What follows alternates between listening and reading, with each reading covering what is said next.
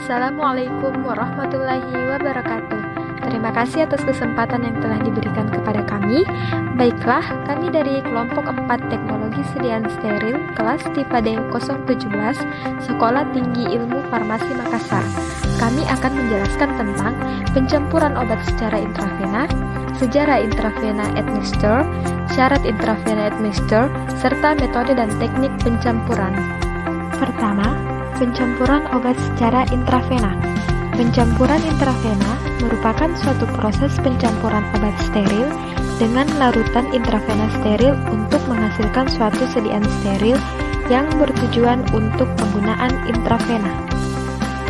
Menurut keputusan Menkes nomor 1197/Menkes/SK/Angka Romawi 10/2004 tentang standar pelayanan farmasi di rumah sakit. Kegiatan pencampuran sediaan parenteral mencakup hal-hal sebagai berikut: mencampur sediaan intravena ke dalam cairan infus, melarutkan sediaan intravena dalam bentuk serbuk dengan pelarut yang sesuai, mengemas menjadi sediaan siap pakai.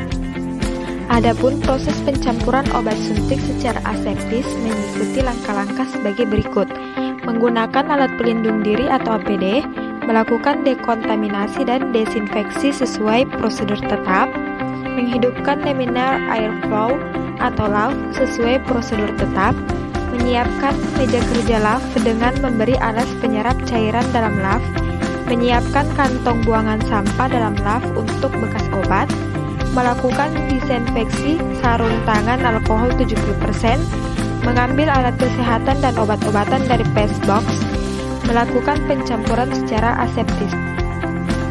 Akhir abad ke-20 menuju 21, peracikan sediaan intravena atau intravena admixture yang merupakan peracikan sediaan steril mulai dilakukan.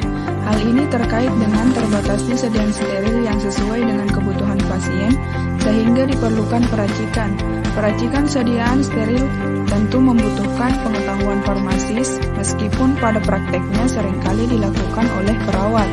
Kebutuhan akan peracikan obat yang sempat menurun kembali meningkat pada tahun 1990-an karena pabrik farmasi mulai mengurangi jumlah bentuk sediaan yang dipasarkan.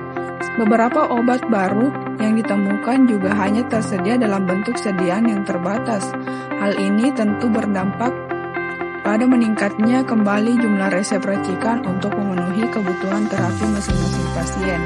Hingga saat ini ilmu farmasi masih terus berkembang, baik dari segi penemuan obat baru, penemuan sistem penghantaran baru, pengobatan berbasis bukti ilmiah, penjamin kualitas sediaan farmasi, dan lain-lain. Persyaratan injeksi admixture. Yang pertama, sediaan obat harus jernih. Jernih maksudnya tidak ada partikel yang tidak larut dalam sediaan tersebut. Yang kedua, tidak berwarna. Maksudnya, sediaan larutan bisa saja berwarna, namun warna larutan sama dengan warna zat aktifnya. Yang ketiga, bebas dari partikel asing. Partikel asing di sini bisa berasal dari air, bahan kimia, dan personil yang bekerja. Yang keempat, keseragaman volume atau berat. Yang kelima, memenuhi uji kebocoran. Dan keenam, stabil dalam artian sediaan tidak mengalami degradasi kimia. Selanjutnya yaitu metode pencampuran sediaan steril atau intravenous admixture, di mana terdapat 3 metode pencampuran. Yang pertama yaitu sterilisasi akhir. Pada metode ini, sterilisasi dilakukan setelah sediaan selesai dikemas. Jenis metode yang sering digunakan yaitu metode sterilisasi panas lembab menggunakan autoclave. Selain itu, terdapat pula metode panas kering, filterisasi, pengion, dan gas. Metode yang kedua yaitu sterilisasi dengan filtrasi. Metode ini menggunakan alat khusus yaitu penyaring atau filter matriks pori-pori. Metode yang ketiga yaitu aseptik. Kondisi aseptik merupakan suatu keadaan yang dirancang untuk menghindari adanya kontaminasi oleh mikroorganisme, pirogen maupun partikel, baik pada alat, kemasan maupun sediaan selama proses pencampuran. Adapun persyaratan yang harus dipenuhi untuk mendapatkan suatu kondisi aseptik yaitu yang pertama, area yang digunakan. Pencampuran produk sediaan farmasi steril dilakukan di ruangan tipe kelas 100 di rumah sakit. Untuk mendapatkan tipe kelas 100, biasanya menggunakan alat laminar airflow. Persyaratan yang kedua yaitu personal, meliputi pakaian dan perilaku petugas. Untuk meminimalkan kontaminasi, petugas yang akan bekerja harus menggunakan baju steril khusus, bebas partikel dan bebas serat.